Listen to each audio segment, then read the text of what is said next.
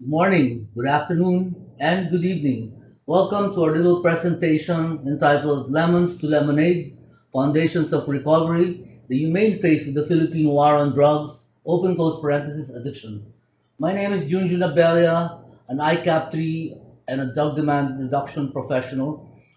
We hope that this report or presentation can provide a positive contribution to the body of knowledge in the substance use disorder field.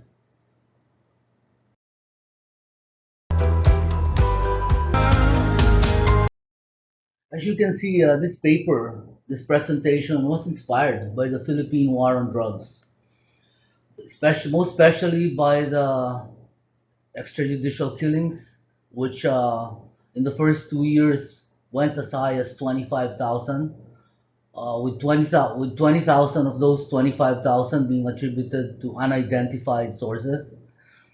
This war on drugs was inspired by good intentions.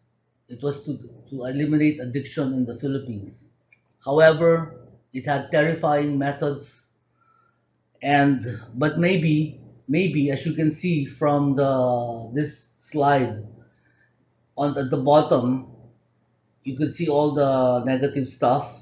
But at the top, what was coming from this, forcing the better parts of our society to come up with this kind of interventions and responses to the addiction, which were now based on science and evidence, such as the community-based programs initiated by the Baguio Emergency Response in 2016. Then we had this actual memorandum of agreement with the Philippine National Police to implement a community-based program throughout the country as way back 2017, and trainings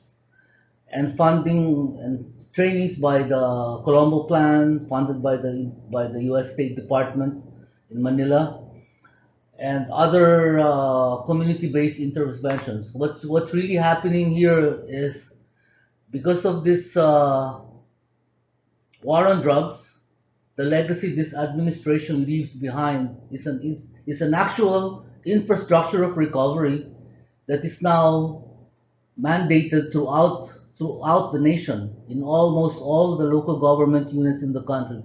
There was nothing prior to 2016 that had a whole of nation approach to addiction. We may have had a really rocky start, but as we go on with 2022 onwards, we have interventions like the rural-based treatment program that have gained really good acceptance and support from the people responsible for caring for the people afflicted with substance use disorder, and also those who are about the 1.2 to 1.6 million people who are on the drug list and who need emancipation from these legal impediments. Legal impediments are now being addressed through the 21-day rural-based treatment program, funded actually by the people of Japan, and being implemented by Serenity in the steps through the administration of the fund by the Colombo Drug Advisory Program. Currently, our partners are the municipality of Agoo, but other communities like Bangar, San Antonio, and Nueva Ecija, and to my colleagues in Mindanao, J. Valderrama, and our rehabs, Negros Drug Rehabilitation Center in Bacolod, are also implementing these programs throughout the nation. This report will focus on the output of Serenity in the Steps in Northern Luzon. The program started in June 2021, is still ongoing in Bangar, La Union. We had a total of 215 clients enrolled, and with 199 graduates. We have 9 people ongoing and 14 for the last cycle. We had an excess of 13 after the last cycle, and I think we will have more here in Bangar, La Union. We also of note we were able to identify several people who had other issues other than addiction, meaning trauma from the tokhang and other mental issues.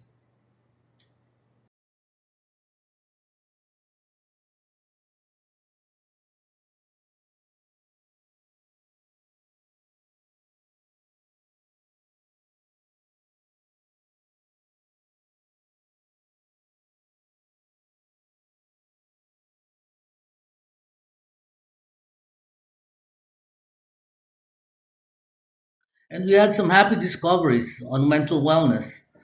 We found out that from the test results, we found out that anxiety decreased by 33.16%, depression decreased by 41.05%, stress decreased by 20.63%, and self-esteem increased by 18.79%, while spirituality also increased by 11%.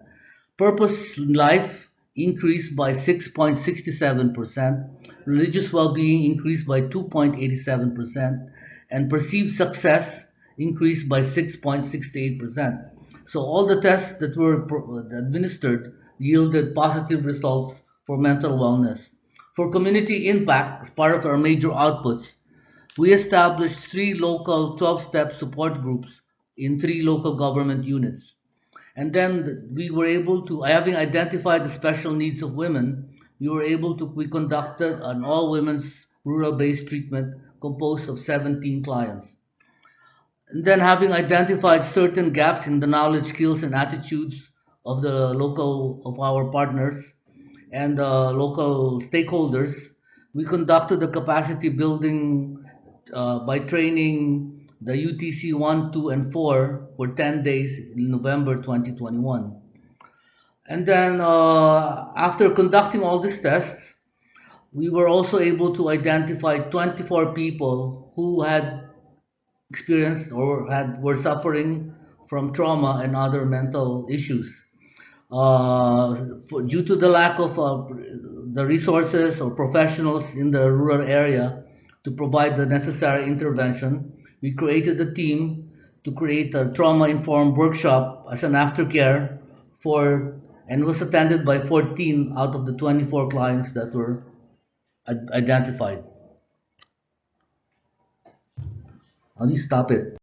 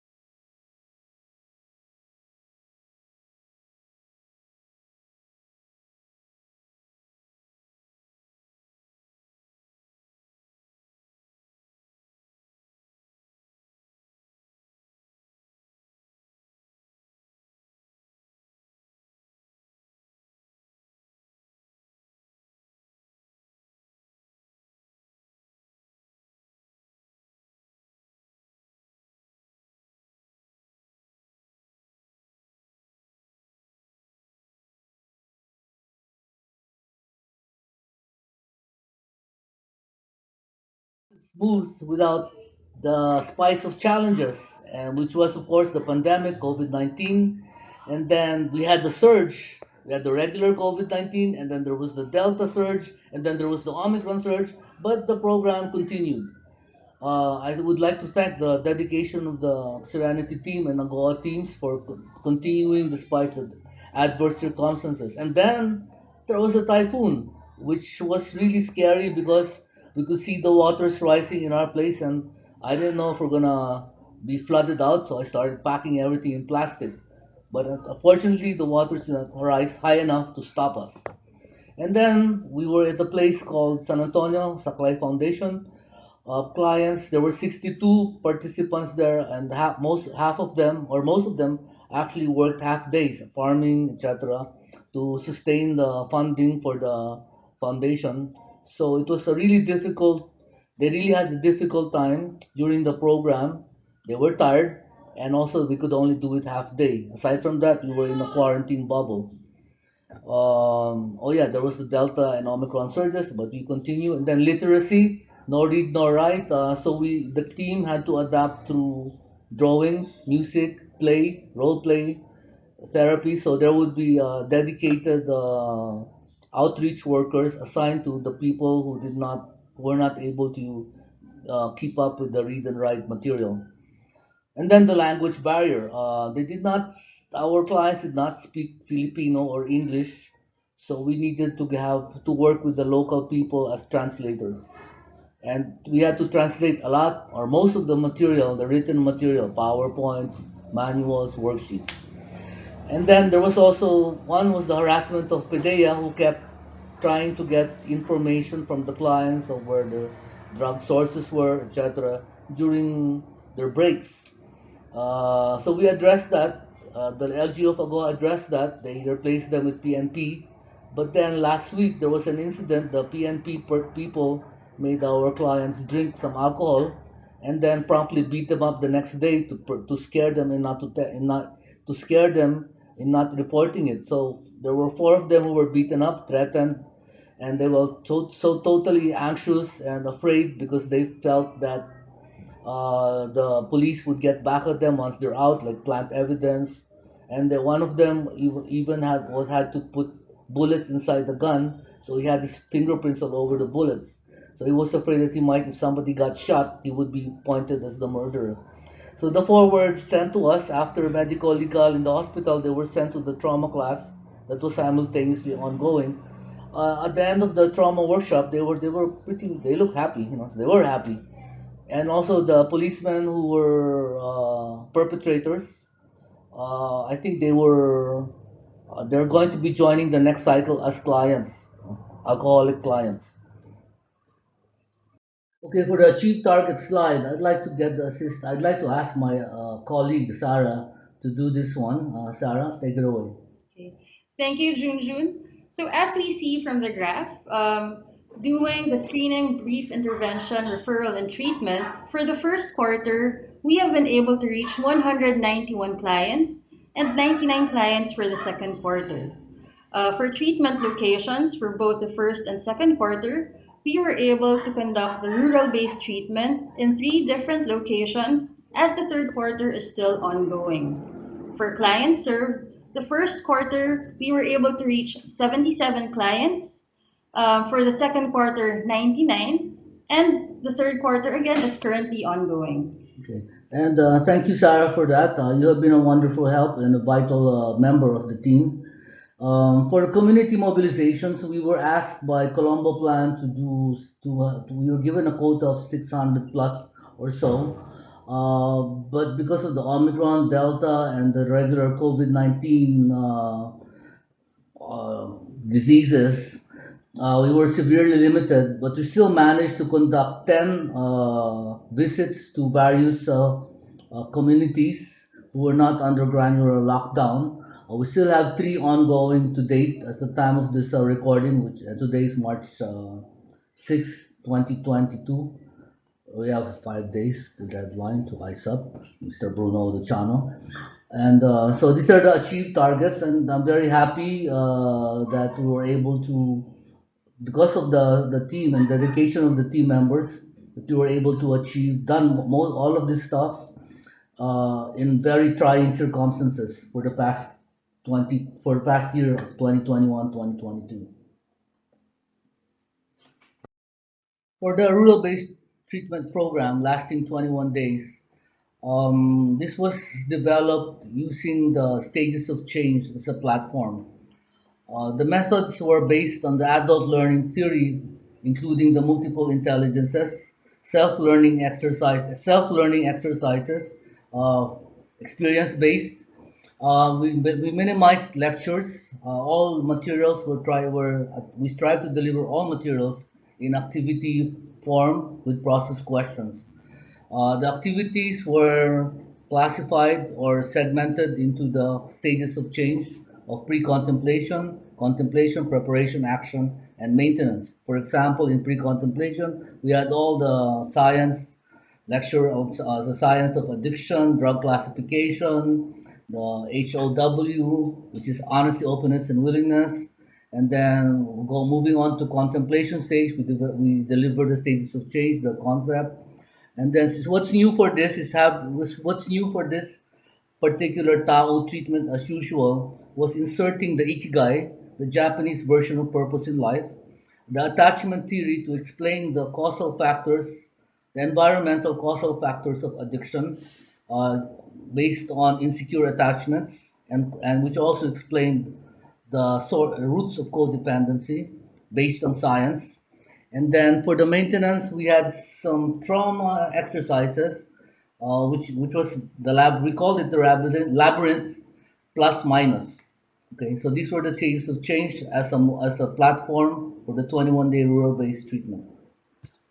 For this next slide, let's hear from the participants what they thought about the 21-day rural-based treatment program.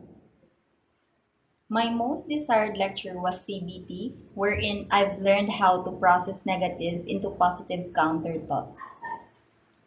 Right? Step 1, 2, and 3. I learned to humble myself and forgive people who have wronged me. I apply these steps every day, sir. The timeline processing helped me the most because it helped me find out of the reason why I've been able to go into my addictive behavior. For me, the topics that really stood out were step 4 and 6. That's where I realized my oughts and shoulds and understood why I was left alone and cast away. It was in these topics where I was able to face my demons and the people I have harmed, if I was aware of the wrongdoings I was doing back then. I learned to have my own purpose and meaning in life, and I can now see the beauty of my life. All goods, the best facilitators, love ya, mama, chup chup. Are you guys really serious? Yes! Yes! Some of the facilitators' reflections read by my son, Judah. Judah, can you take over? Thanks, Pa. First, the RBT program changed my life as someone in recovery, facilitating the program. It strengthened my leadership skills and interpersonal skills. I feel that this is a success because the clients are attending support group meetings even beyond their probation period. It's a whole package in which they deliver the contents of the training so well that they really can connect to the clients. My recovery has been solidified in the process of facilitating in the RBT, at the same time finding my Ikigai. This is my personal spiritual awakening. It is our first time to come across this kind of training for the recovery and rehabilitation of our drug personalities in our municipality. It is indeed a great experience for us also. Thank you, Judah. Why are we here?